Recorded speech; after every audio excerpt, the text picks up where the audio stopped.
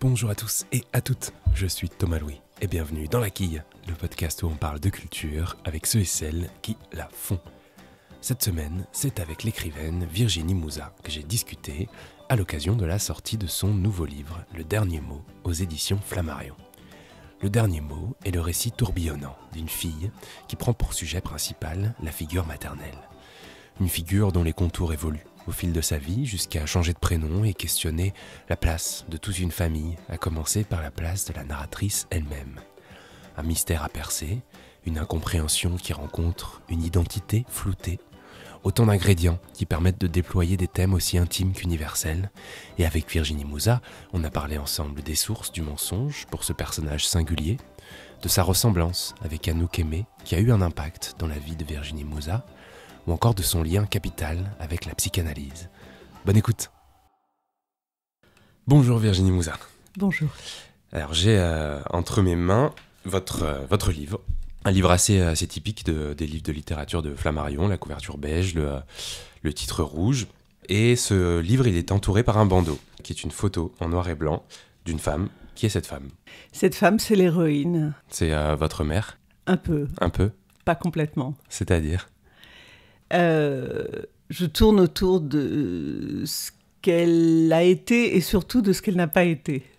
Donc, c'est pour ça qu'elle est au moins à 50% un personnage et pas un être de chair. Oui, parce qu'on est tenté d'appeler ce livre un récit, mais dans l'absolu, pas tout à fait. Vous la comparez à Anouk Aimée. Est-ce qu'il vous arrive de regarder des films avec Anouk Aimée ?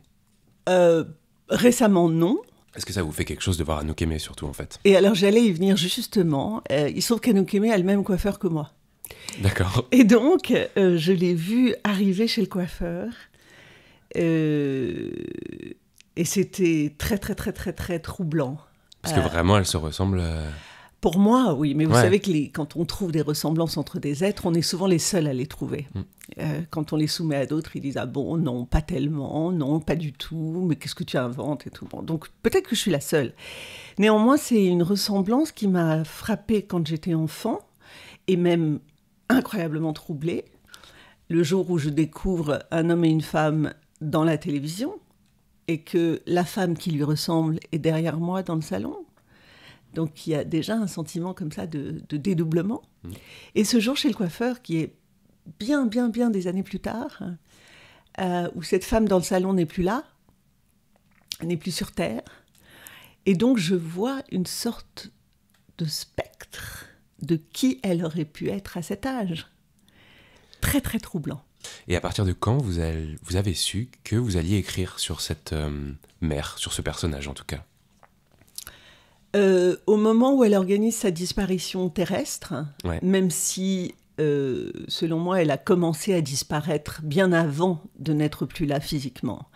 Elle a organisé sa disparition progressive de son vivant, si je puis dire. Mais le jour où elle disparaît physiquement en tant qu'être terrestre, là, je me dis que je vais sans doute écrire là-dessus. Ce sujet me passionne. La disparition des êtres quand ils sont encore là, et après qu'ils soient partis, comment ils sont encore là. Et donc, ouais, c'est à ce moment-là. Vous n'auriez pas pu l'écrire de son vivant ? Non. Et elle l'aurait lu, vous pensez ? Non. Non plus. Alors cette mère, c'est une mère, disons, particulière, qui a un rapport assez atypique à l'identité. Vous venez d'un peu d'en parler, à sa position de femme, qui n'hésite pas à étoffer son propre monde. Mais en lisant le livre, ce qu'on comprend, c'est surtout que c'est un peu comme si une seule personne prenait un foyer, une famille, en l'occurrence, entière en otage. Est-ce qu'en grandissant, vous avez développé une image particulière de la famille ? Parce qu'il y en a certains, par exemple, qui voient la famille comme un cocon réconfortant. Enfin, il y a 1000 images, évidemment, de la famille. Quelle a été la vôtre à partir de ça ? Alors oui, c'était un lieu d'inquiétude. D'inquiétude. Un lieu de question, avant d'être un lieu d'inquiétude, mais aussi un lieu de beaucoup d'angoisse. En revanche, c'était un lieu qui était très polarisé parce que la présence maternelle était assez anxiogène. Et dans le silence, c'était quelqu'un qui était retiré. Et pourtant, comme vous le dites, qui, à cause de son état dépressif quasi permanent a pris la famille en otage. Un dépressif, c'est ça, c'est une victime intouchable, mais surpuissante. Ouais. Et un pôle paternel qui est incroyablement joyeux, divertissant, léger, gai, partageur, bavard. Et donc, c'était très clivé, en fait. Ouais, parce qu'en plus, les deux vivent la même chose, mais n'ont pas du tout la même manière d'y réagir. D'ailleurs, ce pôle paternel, comme vous dites, quel type de présence c'était pour votre mère ? Alors, c'était une présence qui était incroyablement allégeante pour lui, pour elle, pardon, parce que, voilà, montrant que la vie, ça peut être autre chose qu'une plainte, alors que tous les deux traversent, comme vous dites, les mêmes choses. Ouais. C'était quelqu'un qui était beaucoup mieux armé qu'elle, et à ce titre, ça pouvait être aussi très déprimant pour elle, dans la mesure où ça la renvoyait perpétuellement à son impuissance. À vivre bien. À vivre bien. Vous êtes parti à 17 ans parce que l'ambiance était trop, anxiogène, pesante. Est-ce que vous vous êtes souvent, senti seul, laissé face à vous-même finalement ? Bien sûr. Perpétuellement ? Quasiment tout le temps. Mais l'avantage de cette solitude, c'est qu'elle permet de construire. Dans le silence, on entend beaucoup de choses. C'est une solitude que j'ai pas forcément voulu rectifier, que j'ai aimé, que j'ai embrassé pleinement. Et dans cette solitude, on entend des choses, et c'est ce qui permet peut-être, en tout cas moi, je parle en mon nom, d'écrire ce que j'écris, à partir du point de vue de cette solitude. Et vous venez de prononcer un mot qui m'intéresse, c'est le mot silence, parce qu'au départ, vous avez chercher à comprendre ce mal-être, disons, de votre mère. Et ce qui vous a fait barrière, est-ce que c'était ça ? Est-ce que c'était les silences ?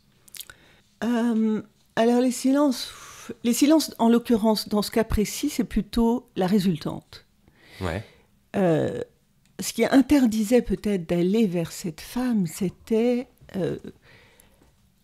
la possibilité de la blesser en permanence. Et l'éventualité de la blesser en permanence me faisait reculer, dans la mesure où cette immense fragilité, ces plaies à vif, renouvelait sans cesse la peur de la voir s'effondrer. Donc il fallait mieux se taire. Et ce qu'il y a aussi avec cette figure, c'est que parfois elle s'invente, elle c'est une menteuse invétérée dans l'absolu. Est-ce que vous avez fini par comprendre pourquoi elle ment ?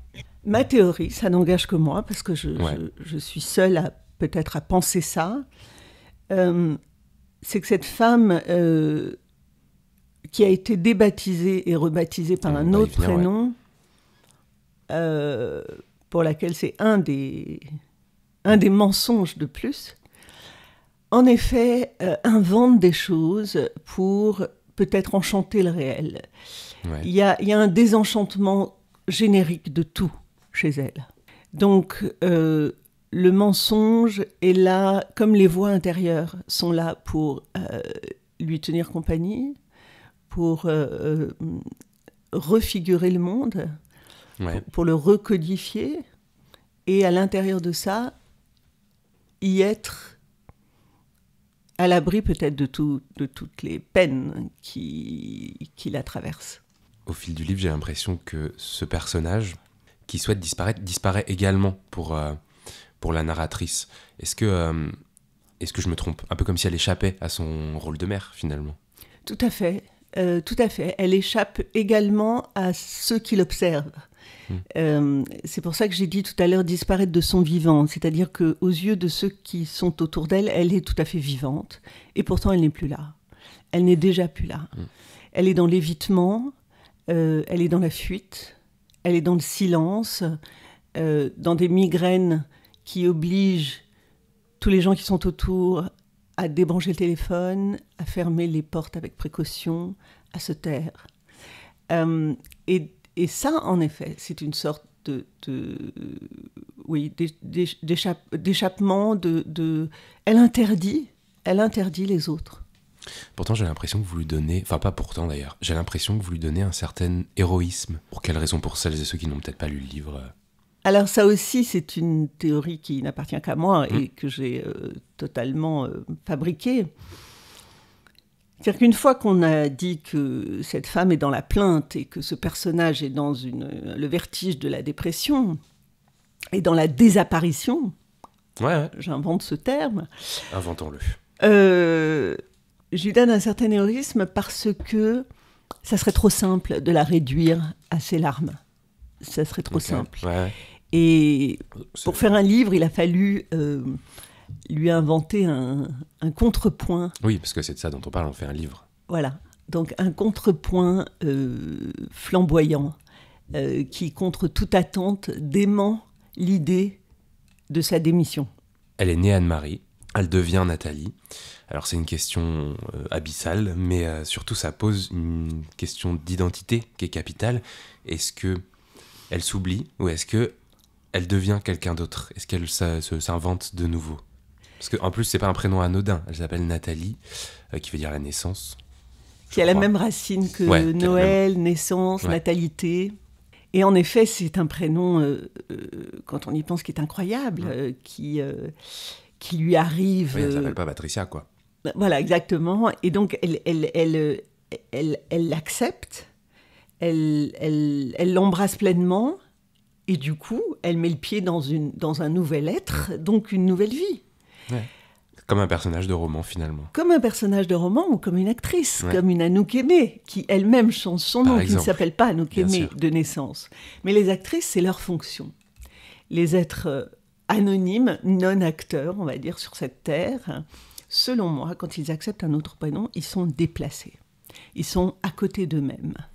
Ça doit être quand même très étrange de marcher toute sa vie à côté de quelqu'un d'autre qu'on a connu sous un autre prénom et de devenir une autre. Je pense que le contrat avec ce dédoublement a probablement été dès le début un enchantement, une réinvention, comme vous dites, et un début d'une vie qui lui semblait peut-être plus légère, plus fertile, puisqu'on est dans la natalité, Nathalie, au lieu de Anne-Marie. Mais ce contrat s'effiloche. Ouais, parce qu'on peut aussi symboliquement se dire qu'être débaptisé, c'est déjà abandonné dans la vie. Je suis tellement d'accord avec ça, en effet. Et puis, être débaptisé, c'est aussi révoquer sa naissance, révoquer le lien à ses parents, à sa propre mère. Et quand on s'appelle Nathalie, comme pseudonyme, donc toujours comme racine, la naissance, la natalité... Ouais. On est quand même en train de se mettre dans une position totalement, une bipolarité qui doit être épuisante. C'est-à-dire que l'homme, en l'occurrence le mari de cette femme, qui la rebaptise, la place dans cette sorte de promesse de vitalité, lui-même l'étend totalement. Mais ce faisant, elle passe son temps à se refuser et à refuser son ascendance. Et là, dans ce hiatus, s'ouvre une faille que je trouve absolument passionnante et à explorer dans ce livre, et même dans la vie, parce que quand on parle avec des gens, on s'aperçoit que ça arrive très souvent. Pour quelle raison est-ce que votre naissance a été une sorte de surprise pour votre mère? Alors, dans les années où je suis née, c'est-à-dire en 66 exactement, je crois que l'échographie en est à ses balbutiements. Là encore... Est-ce qu'elle dit la vérité ou pas? Peu importe. L'idée, c'est qu'elle n'attend qu'un enfant. Elle se dit qu'elle attend un enfant. Et quand un deuxième enfant apparaît, ça la perturbe énormément. Elle ne sait pas comment nommer cet enfant. Ça contrarie ses plans. En tout cas, ça contrarie peut-être sa tranquillité d'esprit. Et à partir de là, se met en route une inquiétude que cet enfant incarne. Comme une sorte de traumatisme un peu?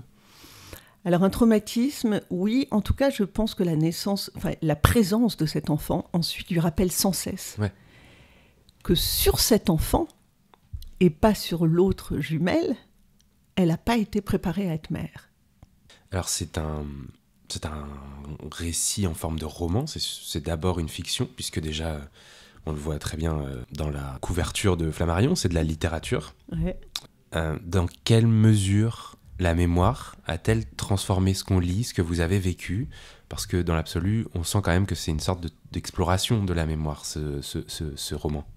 C'est une exploration de la mémoire et une exploration de la non-mémoire, parce qu'il y a des choses qui n'ont pas existé, des choses... Et voilà, c'est écrit roman en toute voilà, toute dont lettre, je n'ai quoi. aucun souvenir, des choses dont je n'ai pas été témoin, des choses... Donc voilà, c'est une exploration, en effet, sur un matériau en partie autobiographique, avec la volupté d'avoir inventé aussi tout autour de ça. C'est la beauté de la chose. Hein. Alors, page 101 exactement, pour celles et ceux que ça intéresse. Au début du chapitre 18, je cite, « 2 fois par semaine, le mardi et le jeudi, parfois le samedi, quai de Bourbon. » Qu'est-ce qui se trouve dans cet immeuble du XVIIe siècle sans ascenseur que vous montez si régulièrement ? Il se trouve un psychanalyste. Quel lien vous entretenez avec la psychanalyse, avec la figure du psy qui est un petit peu important dans le livre, en tout cas symbolique ? Tout à fait important dans le livre, tout à fait important dans ma vie. C'est quelqu'un qui devient l'interlocuteur dont j'aurais eu besoin dans toutes les années de silence. Et à l'intérieur de cette relation, dont le professionnalisme du psy sait faire une relation purement professionnelle en organisant les débordements qu'il faut pour qu'elle soit beaucoup plus que ça, se construit un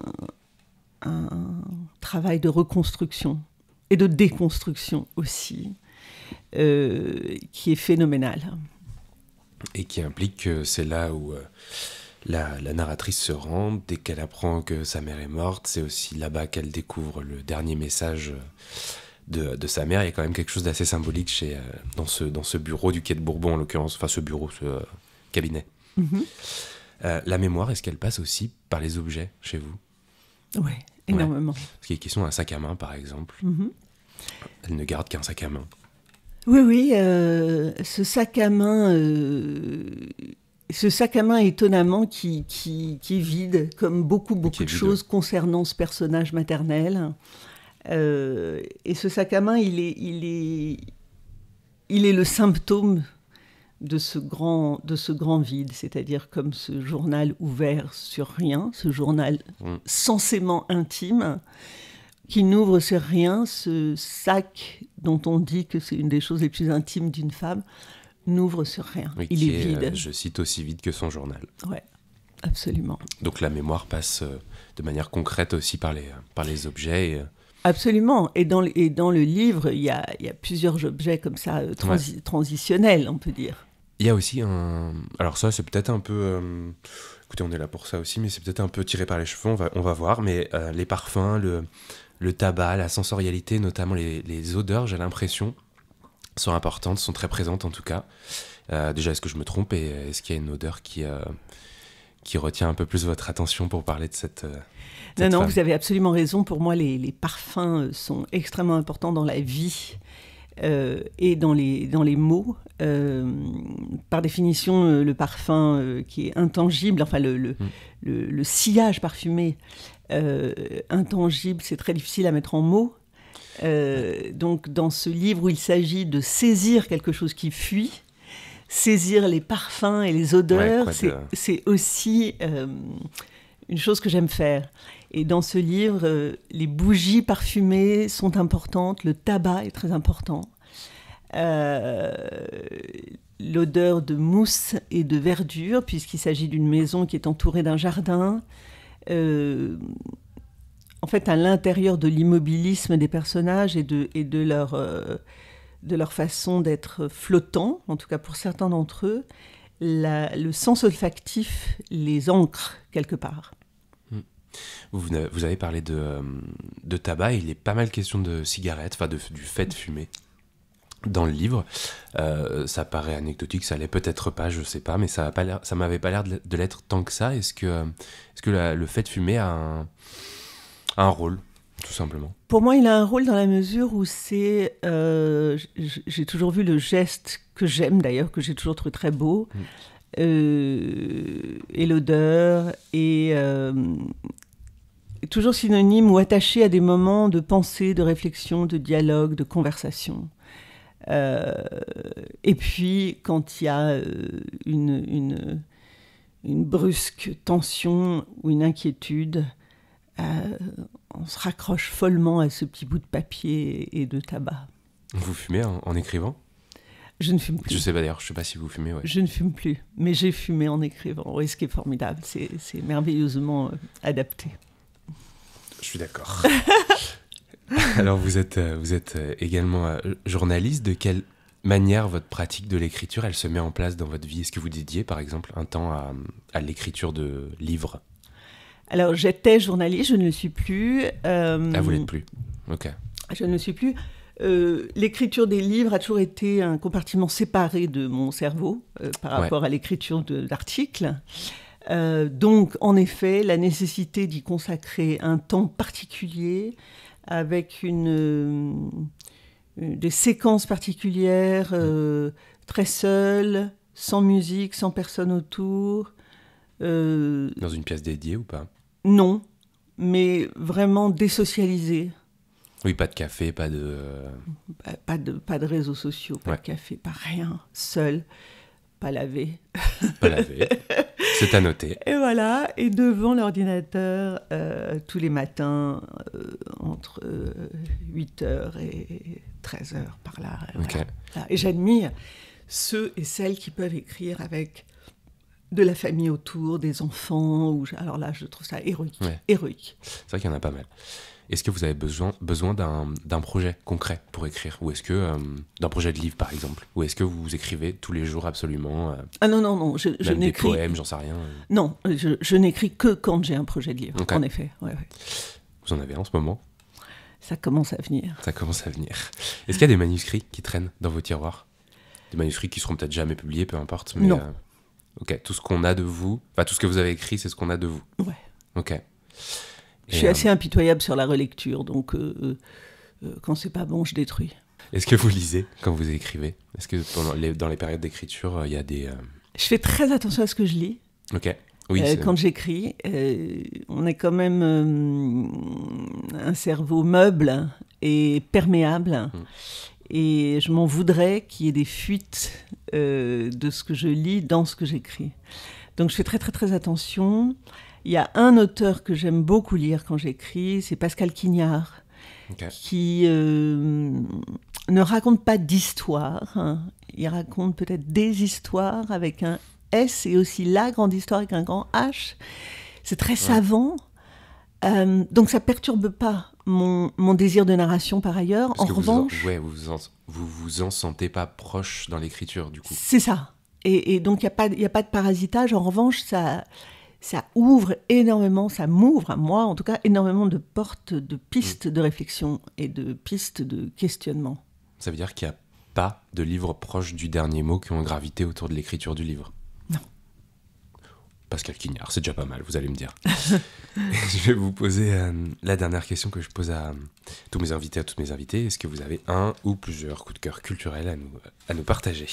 Ben oui, ça tombe très bien parce qu'hier j'ai vu un film absolument formidable qui s'appelle Retour à Séoul, un film de Davy Chou avec une actrice qui en fait n'est pas actrice, qui est une artiste plasticienne qui s'appelle Park Ji-min, dont c'est l'unique rôle à l'écran, avec un jeu,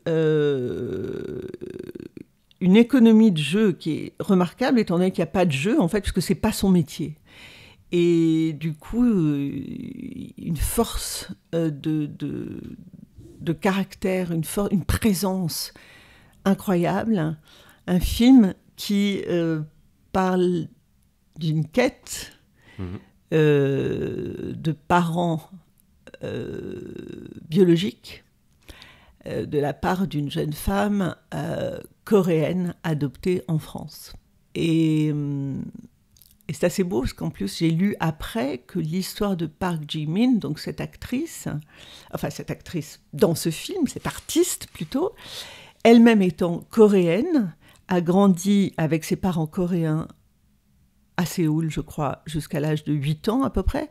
Puis ses parents étant artistes et un peu contestataires, ont décidé de plaquer la Corée et son système pour arriver à Paris.